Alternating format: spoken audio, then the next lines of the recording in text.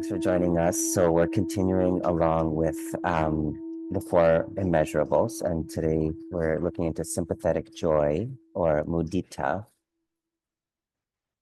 And I forgot what I wrote now, but basically, I think the one thing that strikes me about sympathetic joy is that there's four incredibly important qualities to cultivate, and Buddhism highlights the fact that celebrating somebody else's happiness is one of those four. And I think we could just take in how meaningful that is in and of itself.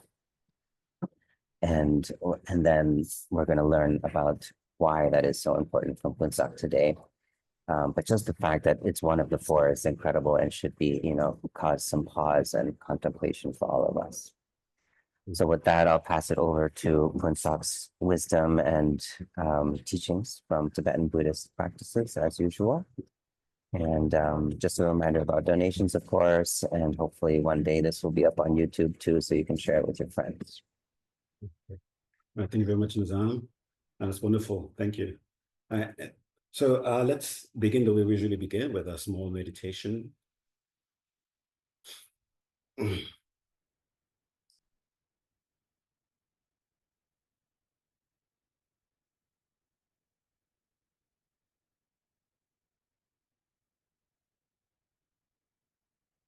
Set the intention to enter meditation.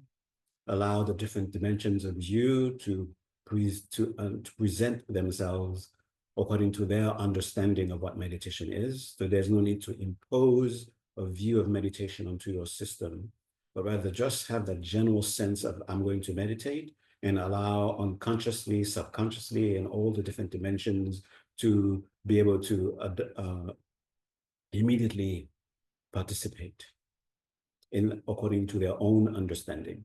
So let the body respond according to its understanding of what meditation is. Let your emotions respond. Let your energy respond. Let your drive respond. Let the thought factory respond. Let the sense of attention and agency respond. And feeling a sense of cooperation taking place with all the different dimensions of you to together enter into the space that they're all calling meditation.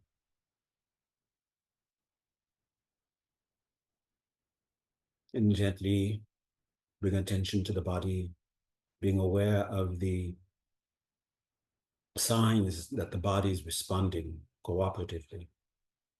The legs, the torso, the hands, the head and neck, the eyes, the mouth, teeth, tongue. Feel the breath cooperating, participating. Feel the mind participating. And already begin to feel that you are, in some measure, already touching meditative space. Feel the signs of calm and pleasantness, the signs of joy, clarity, and radiance, the signs of collective attention. Palpably present in the different dimensions of our being. And have a sense of being in the very center of all that, like the place where these signs sort of collect and merge into a unified sense of being in meditation. Staying there, take a nice deep breath, gently, fully breathe in. Hold for a second or two. And as you release, let yourself dive into that space. And witnessing the signs getting stronger, the clarity becoming clearer. And at the end of that exhalation, stay where you've reached. Feeling the new strength of the calm, the new strength of the pleasantness, the new strength of the clarity and radiance, the new strength of collected attention. and that general sense of being in meditation. Rejoice. Again, one more time. Breathe in. Hold. Preparing yourself. And release. And as you release, feel yourself going deeper into the signs in the body, in the breath, and the mind.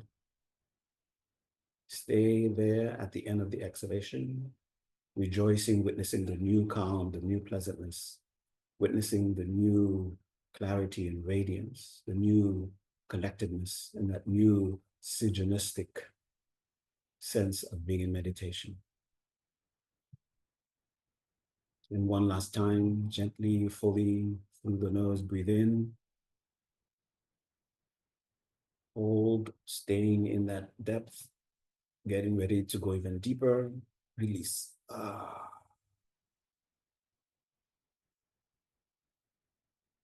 And as you release, feel yourself deeper into that space. Rejoice. Rejoice. Immediately consider that all reality is an emergent, coming from a fundamental truth.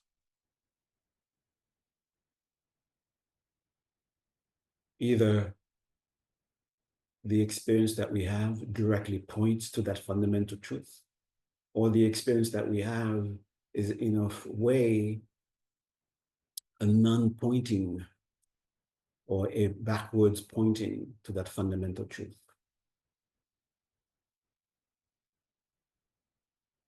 No need to figure out what it is like as an experience to abide in that fundamental truth.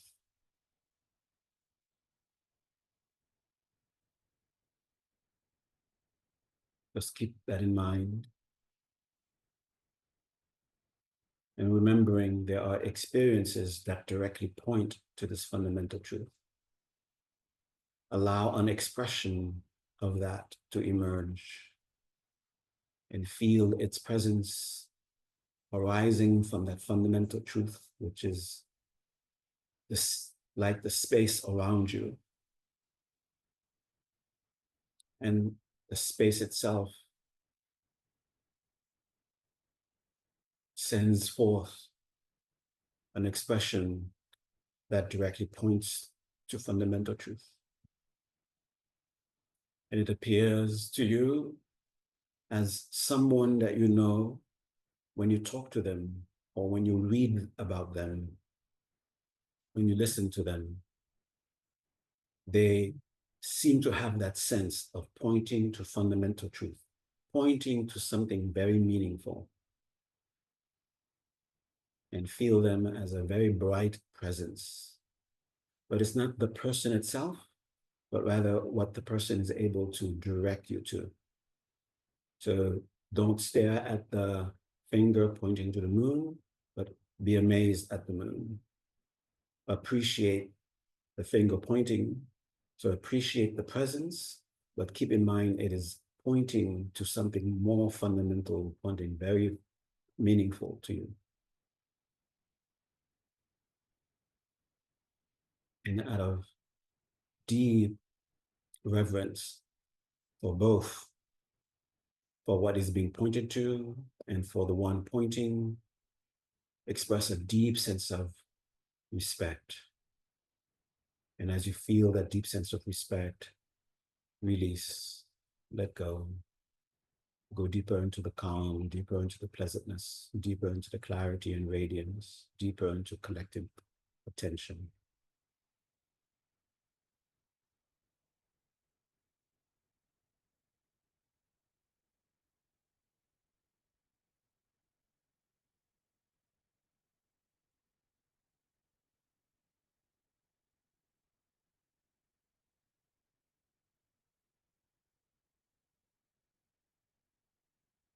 And towards that, appreciating what it's pointing to, appreciate its presence in your life for the meaning that it brings.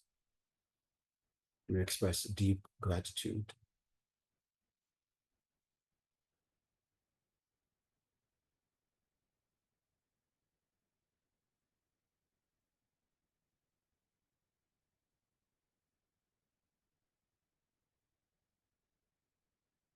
Now it will take you on a journey to give you a sense of what it's pointing you, to give you a taste of what it's pointing you. So get yourself ready. Express deep trust, complete trust.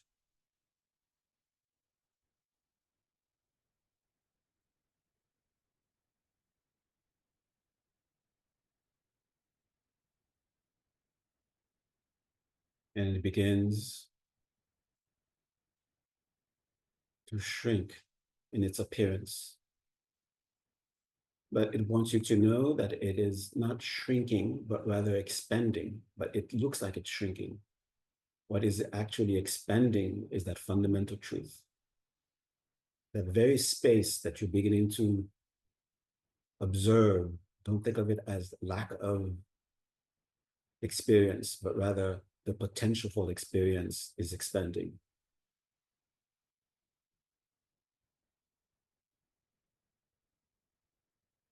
And it shrinks until it becomes a point of light.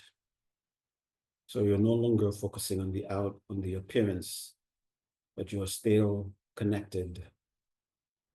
You want to feel closer to that fundamental origin where it abides and is already in every aspect, every expression of your being. And that point of light travels to the crown of your head. Feel and see it, that point of light descending through the central channel. See it descending, illuminating the path as it descends until it arrives at the place where you feel warmth, where you feel connected. And there it continues again to shrink. And this time you are able to follow it, knowing that as it shrinks, it is revealing the meaningful. So relax and enjoy the journey.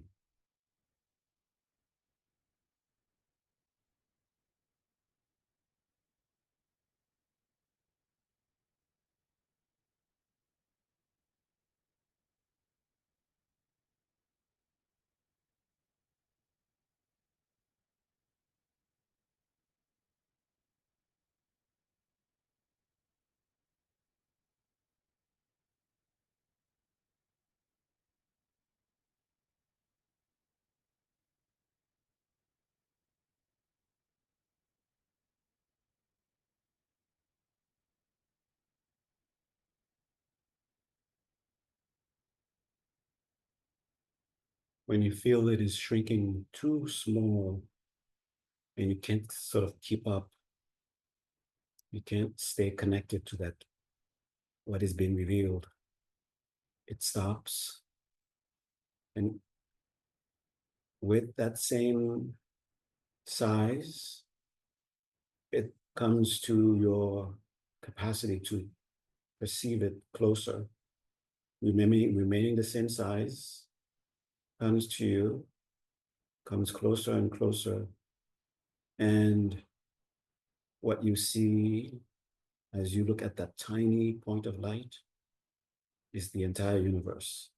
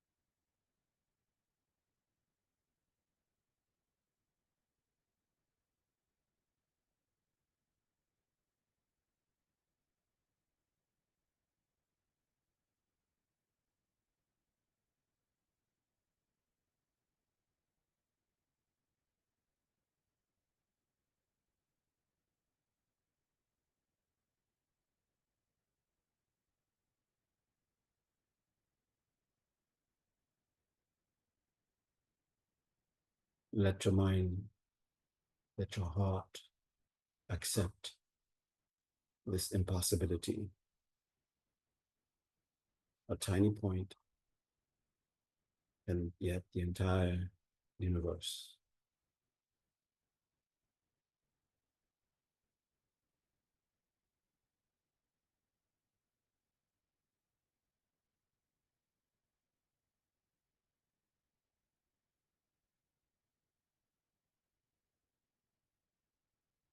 And feel the expression called conceptualization collapsing, dissolving, and acceptance gaining strength.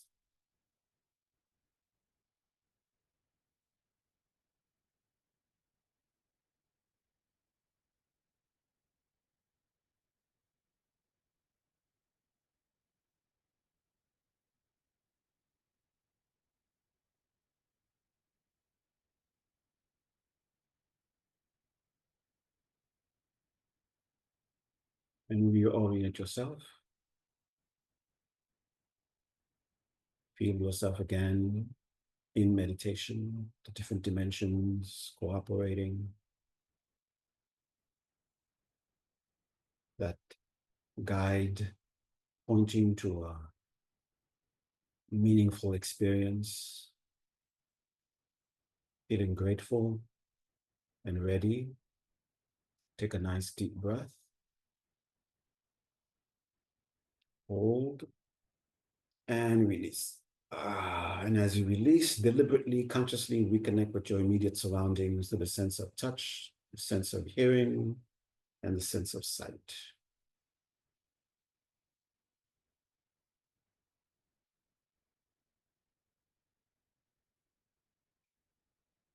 All right.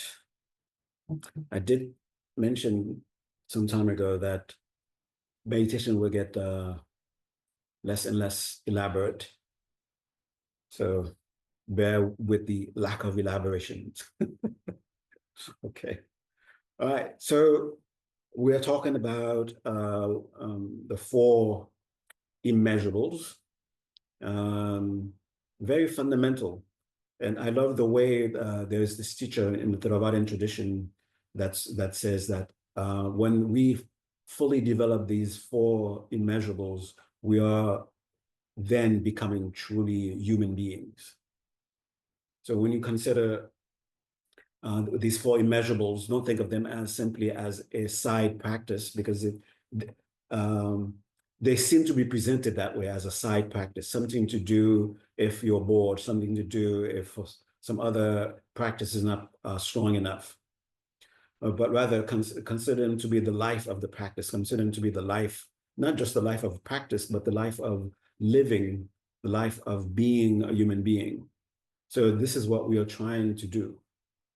I've been sort of giving talks on the four immeasurables from a slightly different perspective, from the perspective of the fundamental, you could say from the perspective of the fundamental, right?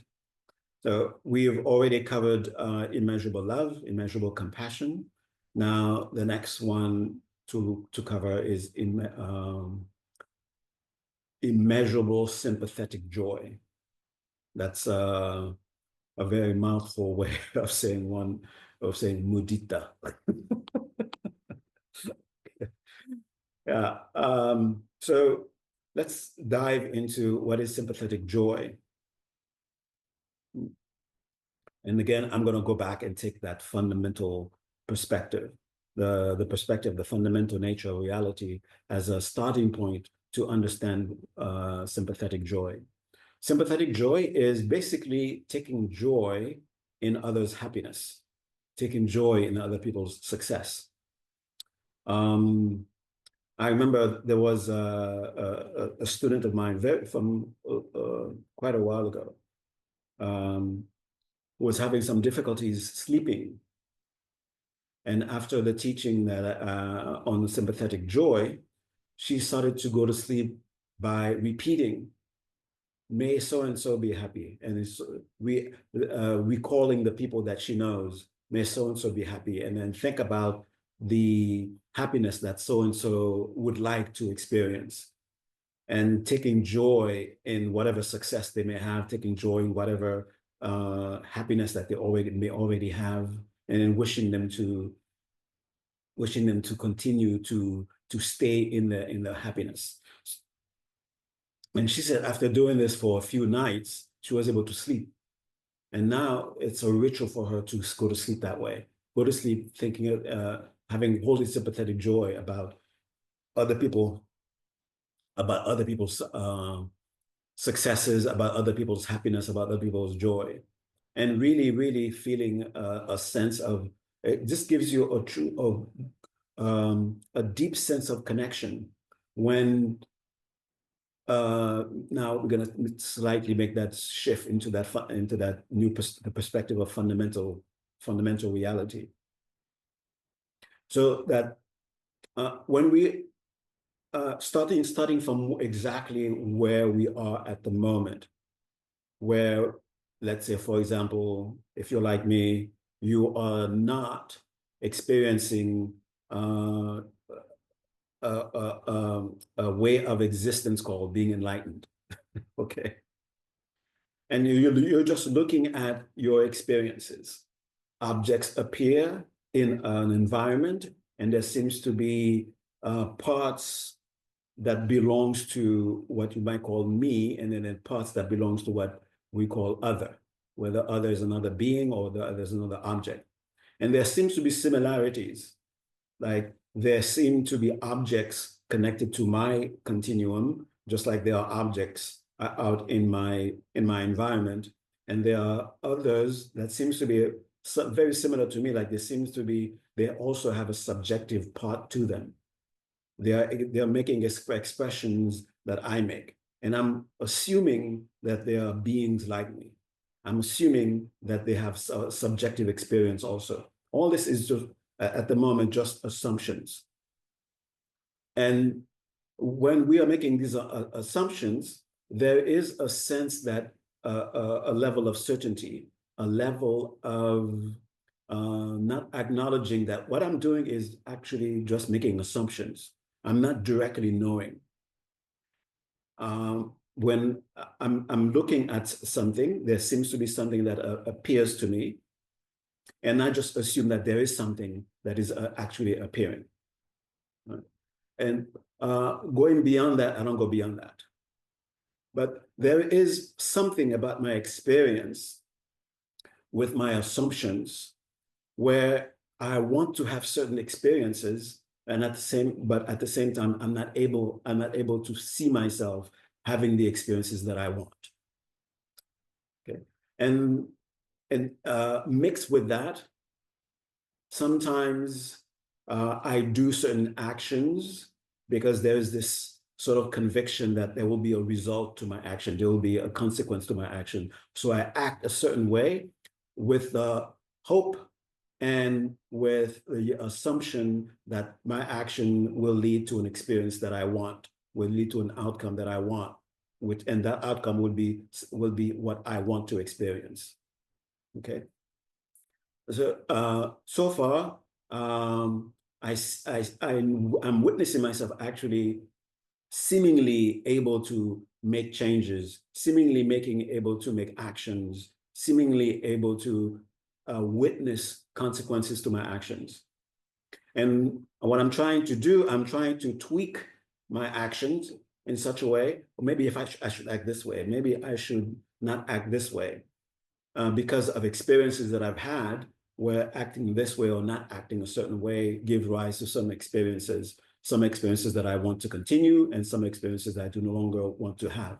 So this is my raw, direct experience that I'm calling my existence. It's my raw experience. And because specifically of this, because of this interplay of acting and then a consequence of that action or a result of that action, because of that, that is prompting me to refine, you could say, the way I interact. Maybe if I interact a different way, I will have outcomes that I want. Okay, so there is you could say a fundamental understanding about the things that are appearing in what I would call my environment, that there's something about them that can effect a change in what I can experience. And there's something that I can do to them so that they can alter what they're presently giving me to give me something else in some future time. So there is some fundamental understanding, and this fundamental understanding is really, we are starting to understand, if rather than do it blindly, but with agency, we're doing this consciously, we will begin to acknowledge what we are acknowledging is that we are in a way making contact with some fundamental nature. We're making a connection to something that is very fundamental about, first of all, the things that are here. I'm able to interact with them. The things that are here, the people that are here, I'm able to relate with them, where, at least from my perspective, I can make them no longer be on a certain experience or be the source of certain experiences, or I can make them continue to be the source of certain experiences. So there is a fundamental understanding that I am connected to everything, at least at this very first level of understanding, very first level of consciously acting, consciously doing things in the world, that the world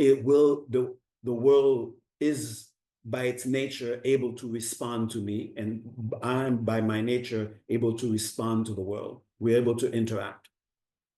Now, if you take that a bit further, continue, what is it about you and the world that you live in that seem to give it this fundamental attribute of relatable, able to have a relationship with, able to affect one another? What is it? What is it? What is that able to have relationshipness? What is that able to relate-ness? What is that? Okay. And if you just let yourself stay with that, without going into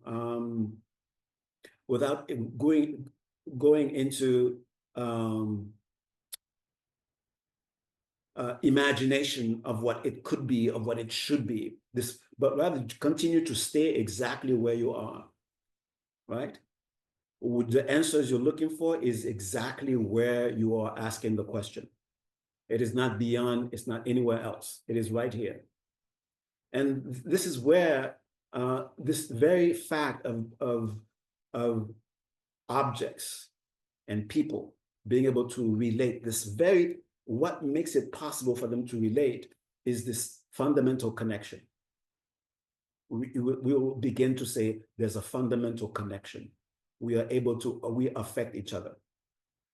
My happiness depends on things around me, and the things around me, the happiness of the things around me depend on me. Okay, right. So there is this sort of interrelating, interdependency that we are observing. When the interdependency seem to bring about sad occasions, suffering, brings about pain, we want to respond in such a way where we are incapable of being changed that way, or we want to make the thing incapable of making us experience that. Or we go into, I want isolation. I don't want to be in relationship with things that can affect me in a way that I do not want to be affected. Okay. Now, all this means that we are, in a way, beginning to grow our wisdom, meaning we are beginning to grow our capacity to have direct experience of what is directly our direct experiences. this very capacity, this very interrelating that we are observing, we sense from the making the assumption, what I seek seems to be an experience where I feel content. And it seems like when others are acting or interacting with me, that's what they're also seeking. So what is this fundamental search for this condition that we are calling contentment? Okay. And why? And that's when we begin to, that's where we begin to realize the fundamental law of love. Okay. That everything at a very fundamental place, a very fundamental state, there's this fundamental reality that is making space for experiences so one can have various experiences of contentment. Okay, so that would be love. And since everything has there is also this part of this fundamental truth is that there is also a fundamental freedom, like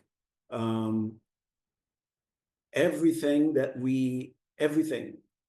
whether it is a subjective experience or an objective experience, whether it is emotional experience or cognitive experience, or where we're watching some sort of physical phenomena, we are witnessing that all these things are, you could say, in a flux. They are ever changing. Sometimes you can directly observe the change happens so fast, and sometimes the change takes a very long time. But this changing, this molding, this ever expanding, that too is an aspect of that freedom, that nothing is stuck in the condition that they're in. And to say that they're stuck seems to almost present the opposite idea of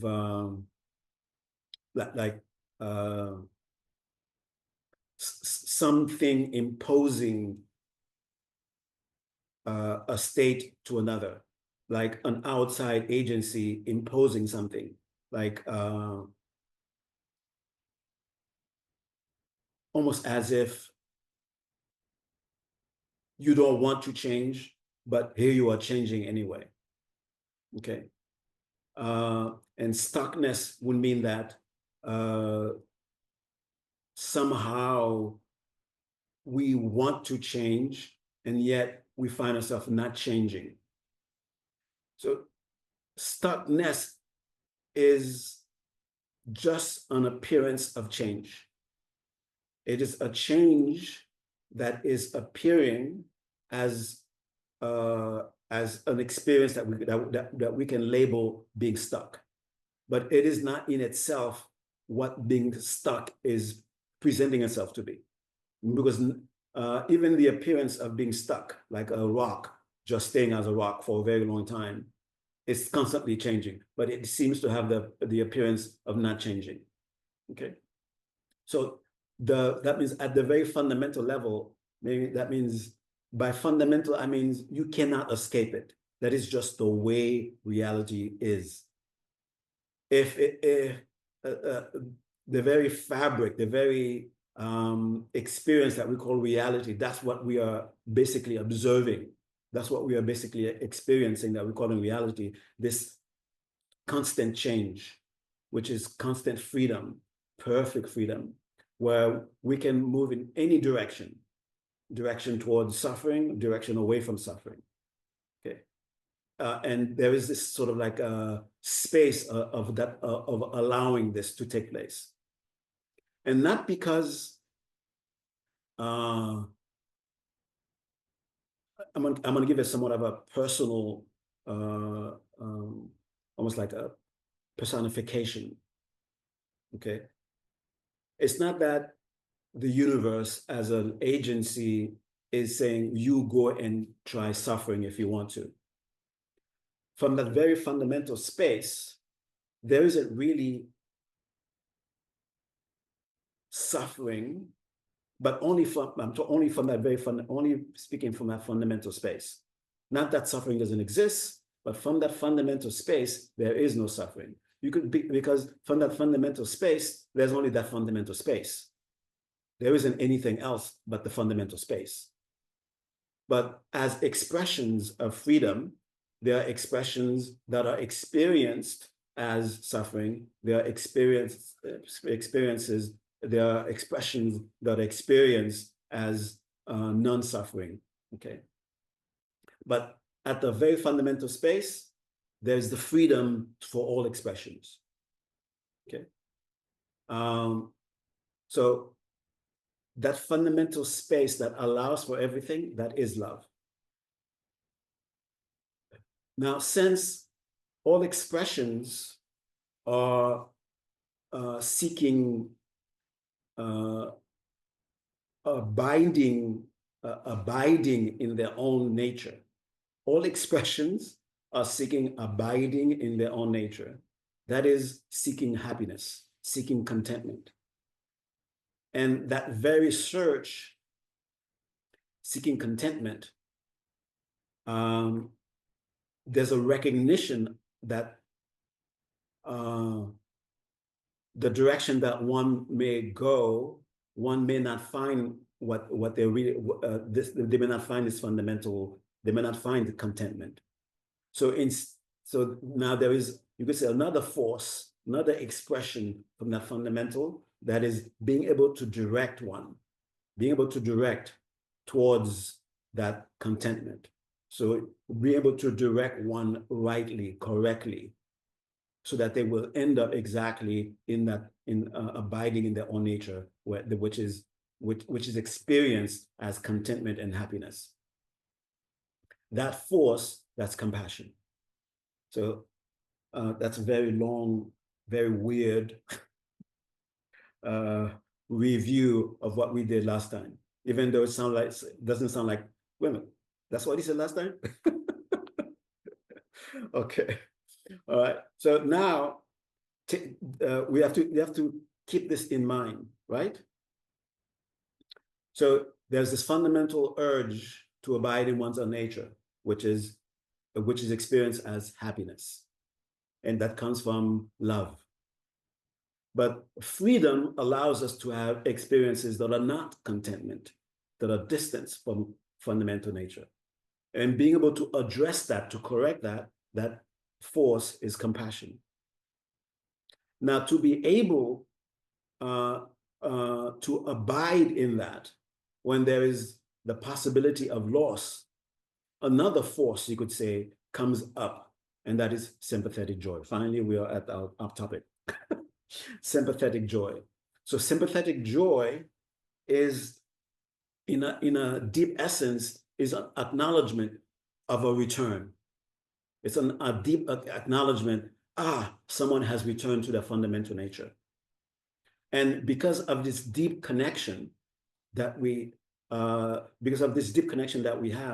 deep unconscious connection that we have as beings mean as beings who are by nature of beings, expressions of fundamental nature. So fundamental nature expresses itself as beings, and within the realm of being, and you could say these are eternal, meaning that like Arjuna said, was it Arjuna? Yeah. Oh, no, Krishna said to Arjuna, there is not a moment in time where a being will cease to be. There was never a moment in time when a being did not exist. Okay, so this being is a fundamental. It's a fundamental eternal experience. Love is a fundamental eternal experience. It is not that there will be there's a point where there is some sort of experience where we say, oh, look at love over there, look at compassion over there. all these permeate all of reality. If there is reality, these are the fundamental laws. Okay. If there is reality, these are the fundamental principles. Being, and the very nature of being is seeking and abiding in its own nature, but within a space of freedom.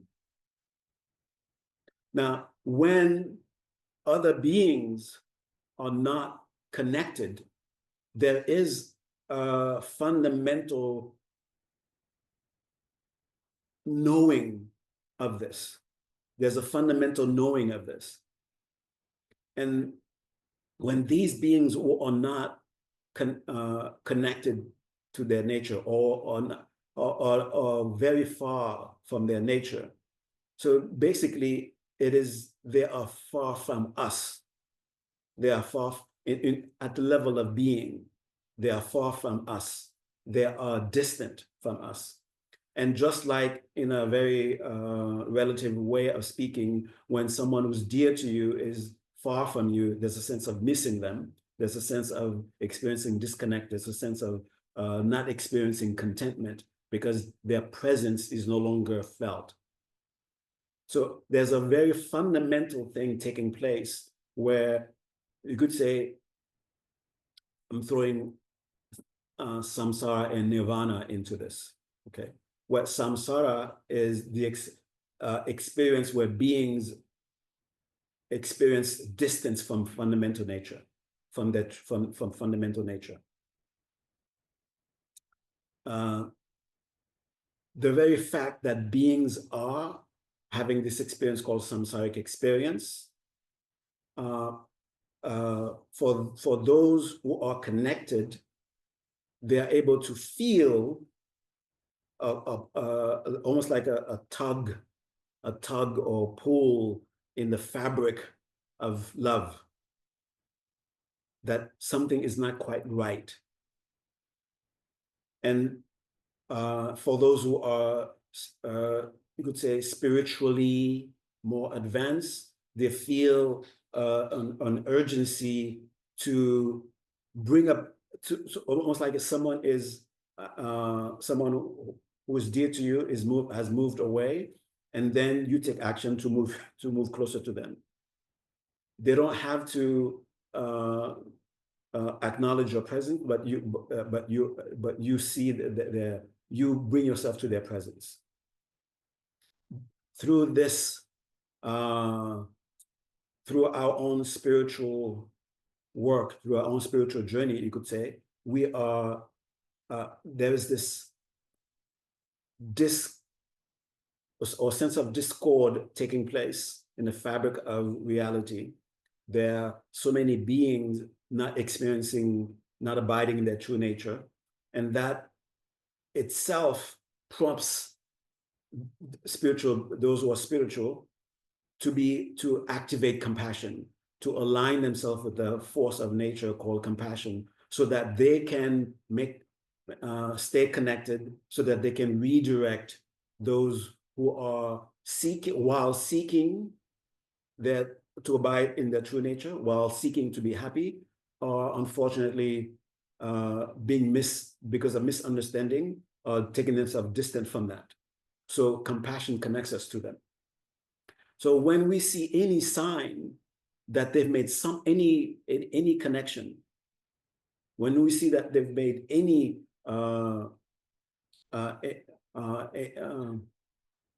when they have any measure of success of reconnecting or getting closer, that itself, we are, and you could say, in a way, witnessing that the aim of love is being fulfilled, which is to grant happiness. And when we see the aim of love being fulfilled, that connects us to that content, to that happiness, that connects us to that in a very fundamental way, it reconnects us again. That sense of missing them, that sense of not being in their presence, that sense of their dear presence being no longer here is sort of addressed. And then this brings to us a sense of joy. So the joy in sympathetic joy is a response in witnessing that others have either made some sort of reconnection to their fundamental nature, or they are tasting, they're having at least a taste of the fundamental nature. And because of compassion, of that force that we feel that we want to help of the other to reconnect, and so that joy is like an acknowledgement of success. It's like it's an acknowledgement of aim fulfilled. Compassion has an aim, love has an aim, and in witnessing the aim of those two being fulfilled, that witnessing of that aim being fulfilled, that is sympathetic joy. So that is, you could say, more of the fundamental perspective of describing sympathetic joy. Now, at the relative level, sympathetic joy, when we deliberately engage in sympathetic joy, what it does for us, it reconnects us. When we are distant, so sympathetic joy, from the perspective, let's say from someone who's already enlightened, it is witnessing the fulfillment of love and compassion. And that very witnessing is experienced as joy. But outside of the perspective of enlightenment, you could say, sympathetic joy becomes a means for us to connect ourselves. It's like when someone when someone has succeed in something and then they are content, they've made a connection, and witnessing that reminds us of a connection that we also have access to. So it's a reminder for us about our own possibilities, our own potentials, and also it reconnects us to something very fundamental. So when you are expressing sympathetic joy to someone when one non-enlightened being expresses sympathetic joy to another non-enlightened being, that helps both of them reconnect. So the one who's made that touch and acts like a mirror for the one who's witnessing it, and by brightening up, wow, you've reconnected. And that helps this person make a connection, because fundamentally, joy and happiness are signs that we are making contact with our fundamental nature. Okay, think of joy and happiness that way. There are signs that we are making connection with our fundamental nature.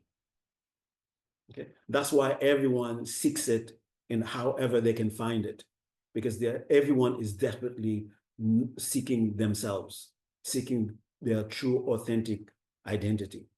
Okay, that's why. Okay, but unfortunately, there are things that appear to be that way, but they're not, and that's why we continue to search, and we can't stop ourselves. So when we witness the possibility of that have been made, it's like two unenlightened beings are like mirrors for each other. One starts it, the other one reflects it, and then it goes back and forth, and then it sort of becomes brighter and brighter. When you express sympathetic joy in someone else's success, you are helping them to, you made a meaningful connection. Stay connected to it. Look what's happening. Look what you're doing is doing to me. Look at how it's connecting me. Oh, it is connecting you, so I'll stay in it. Okay, so since this is samsara, we're living in the realm of great deception. we can deceive each other using this very same principle, right? If someone is doing something that is harmful and someone else takes joy, they're doing something harmful, somehow they believe themselves to be doing something not harmful, and they witness themselves succeeding. The very act of witnessing yourself succeed in whatever it is that you intended to do, that naturally gives joy. And because someone is experiencing joy in doing something that is later on will be found to be harmful, but at the moment doesn't seem to be harmful. So it's not that the person is seeking for it to be harmful, and then they're disappointed, they're not seeing that it's harmful yet, and they're waiting. But no one is seeking that. But they think what they're seeking, the fundamental nature, to abide in the fundamental nature. They believe they have found a path that will fulfill that. And later on, it will be found that it is not right. That is samsara, deceptive. And then there is a moment in witnessing, I succeeded in what I intended to do. That itself gives joy, the joy of witnessing success. Okay. Now, if someone else comes in and witnesses this joy and has sympathetic joy for that, then sympathetic joy will still fulfill the purpose of helping the other abide where they believe they have found their true nature, that is their sense of contentment. And because they believe they have found their true nature, this is their true nature. And now the sympathetic joy, being the witness of it, will help them stay there. Basically, there's a word for that, right? Two criminals taking joy I'm using the word criminal because it's so stark, so up, we can't miss it, right? Two criminals taking joy in their success help each other stay in that which will perpetuate the deception. And when that is enhanced, when the deception is enhanced, then since this is taking them away from their true nature in truth, then when there is the recognition, it's not a conscious recognition per se, because there might be a way out. It seems that there may seem to be a way out. Okay, let me not confuse you. The two criminals taking joy in the success. They went to rob a bank and they succeeded, and they're taking joy in that, right? They did it from the very deep place of thinking, this will connect me to something that is meaningful for me, that will make me content. Basically, seeking its true nature, seeking its own true authentic state. But they were deceived. They were deceived by that. And because of this deception, meaning they were, rather than getting closer to what they wanted to, they were actually getting more and more distant. Then eventually, the experience of the distance will be experienced, and that's what we experience as suffering. Okay, so the viciousness of the deception is that, hey, you're getting closer when you're actually getting farther away. The one who has vision, the one who actually has understanding, who has a more of a correct understanding of this, that one, when they witness this person doing this, they will have compassion for them, because they are actually moving towards what they don't want to move towards. They're moving away from what they really want to move to. They're moving away from what they really want to move towards to. And witnessing this gives rise to compassion, which is that fundamental force wanting to address this and correct this. Okay. Instead of sympathetic joy for what's happening, then one has instead the mirror of compassion. to show, A, you're moving, where you want to go to is not where you're heading. Okay. So we have to be careful. And another, and the sympathetic joy must be genuine for it to do its work. And for it to do it work, for it to be genuine, there must be a genuine sense of connection. There must be also a genuine joy. You actually feel joy as if you're the one. You see someone. I think the best example is a parent who sees their children being happy. And the parent is not doing anything. The parent is just observing. And the parent feels a sense of great joy in themselves. Okay. That sympathetic joy must be just like that parent. I want my child to be happy. My child is doing something that makes the child happy, and I am witnessing it. And that gives the parent a sense of sharing the joy. Okay. Now, this is also a way connecting to the fundamental principle, showing the deep connection. So there was once well, not, but many times when this teaching on sympathetic joy, it is usually given in rejoicing, in practice rejoicing. When you see someone in some way, either in a worldly way or in a spiritual way, in any way whatsoever, they're doing something that connects them to something that is fundamental and meaningful. Whether you are directly rejoicing, whether you're directly witnessing it, but just knowing about it, you rejoice, you take joy in it. You take joy in it for them. Okay. Now, when this teaching was given about rejoicing, it says like, it is like collecting good karma without having to do any work. Okay. So rejoicing, in a way, it's by the very fact of taking joy in witnessing someone succeed, that itself, almost as if you share in the success of that yourself. Okay, you share in the success of that yourself, and I don't know where that came from, but I think definitely it's a joke. They say you get 10%. Okay, if you can survive in with a salary with a salary of 10% of a commission on others' joy, then that can become your main practice. Well, all you do is rejoice. Or you hear so and so did something that is successful, and then you rejoice. You spend time. You spend time taking joy in it.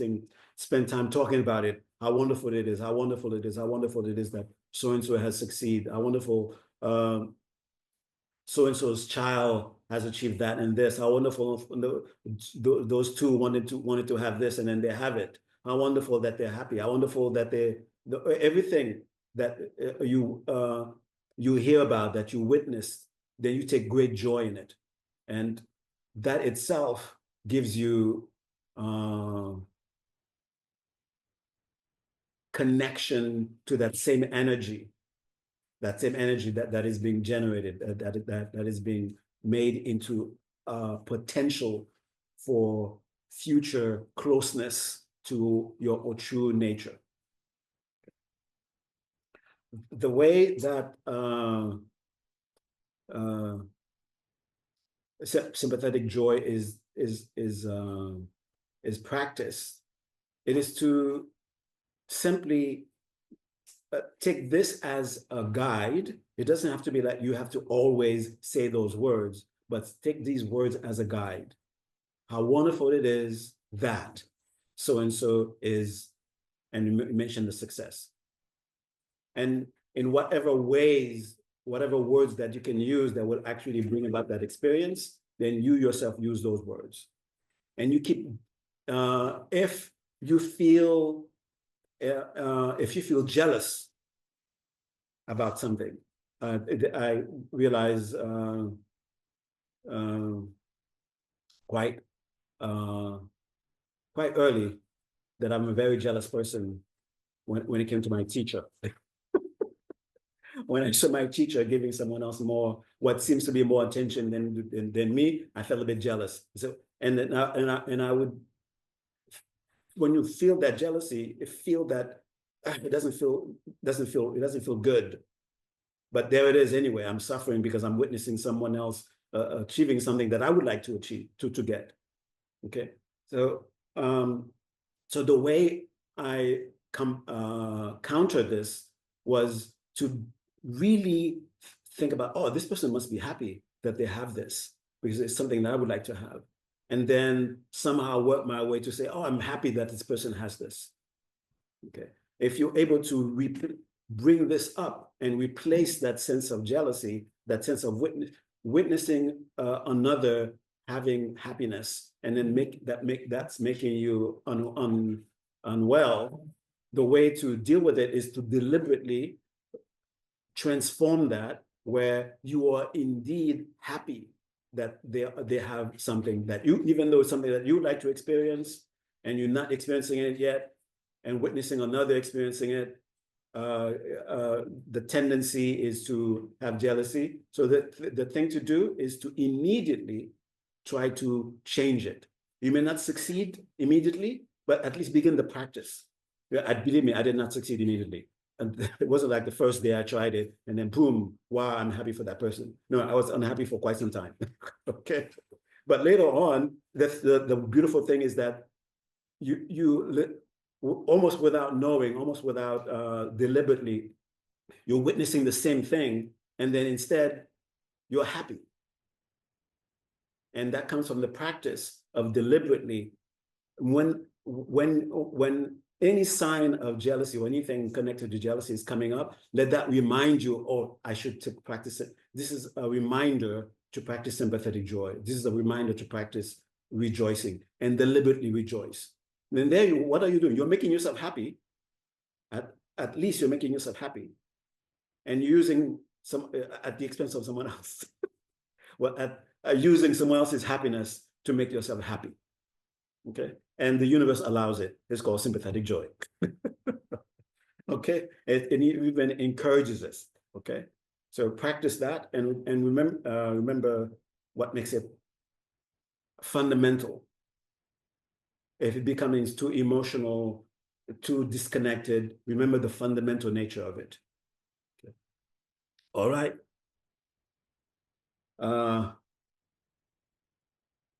We have to put an end to this.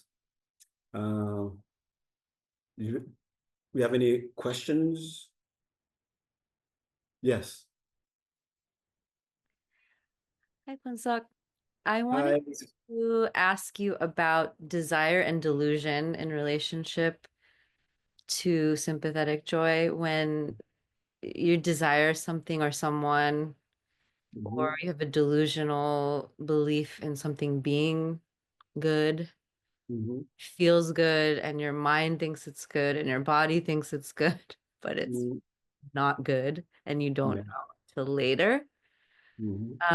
I guess I just want to hear you talk about that, because I think that is something in my Buddhist practice where I get kind of stuck sometimes, because I am such a natural pleasure seeker and joy seeker and beauty seeker, but that can be wrapped up in a lot of fantasy, delusion, imagination. So anything you have to say about that, I would love to hear. Okay. All right. Yes. When this search comes up, this is a good place for you to remember fundamental nature. At the depth of your being, you're seeking something meaningful. And it is looking for them in those expressions, in those avenues. Those avenues are not themselves the ultimate aim. You're looking for something else, and you're looking for it through those things. And those things may connect you, and they may not. when they sincerely connect you without any side effects, then you stay with them, but understanding that still there's still something to connect to something else. So that because their very nature is to constantly change, constantly transform, so that when they transform, when they change, there isn't a sense of that more meaningful thing that they connected to. There isn't a sense that you're losing that meaning, but rather the means of connecting to that meaningfulness is no longer able to do it. Okay, but the search for that meaning, there's nothing wrong with it, and you should continue. And you will eventually be able to make that connection without having to use other things. But the things that are seemingly promising you to help you make that connection, just keep reminding yourself they're just a means to something much more deeper. Yeah, thank you so much. I think because I'm an artist, like sometimes I need to like connect to something for inspiration, and I can feel myself sort of like wanting that to be, I don't know, like I guess like when I feel jealousy or I feel unmoored, like I try to practice sympathetic joy, but I just want to make sure it's not coming from a place of ego or wanting to an outcome that I want, Yeah. rather than from this 10%. I mean, Yeah. The 10% is for people who is genuinely beginning from a place, from a starting place, and they need some sense of being able to have some kind of experience.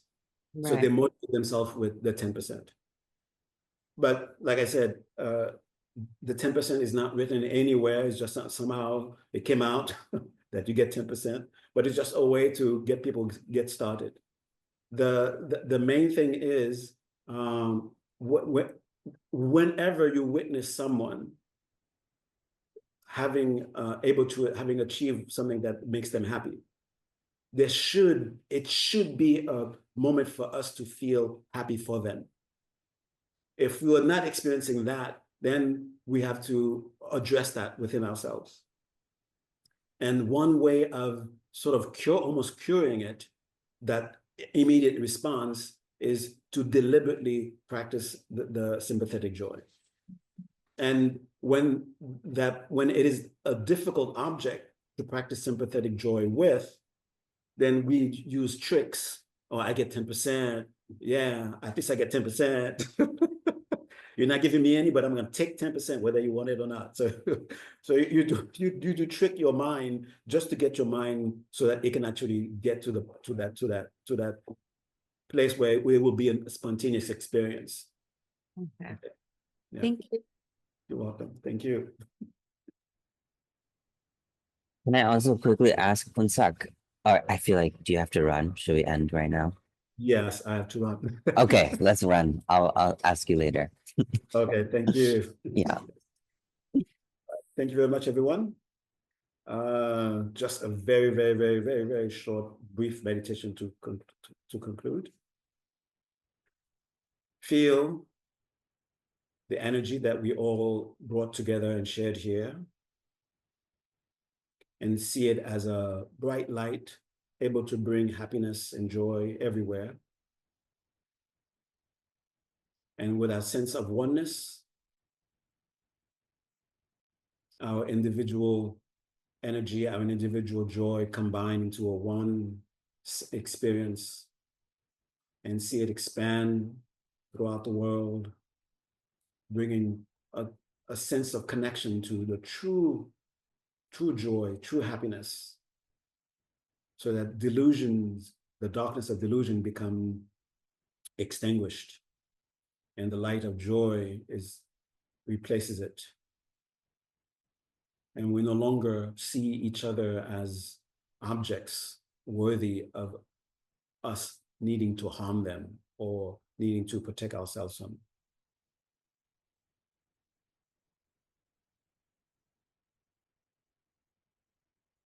You take a nice deep breath and release. And as you release, reconnect with your immediate surroundings again, feeling that light of joy in permeating everything, everyone. Thank you very much, everyone. Enjoy.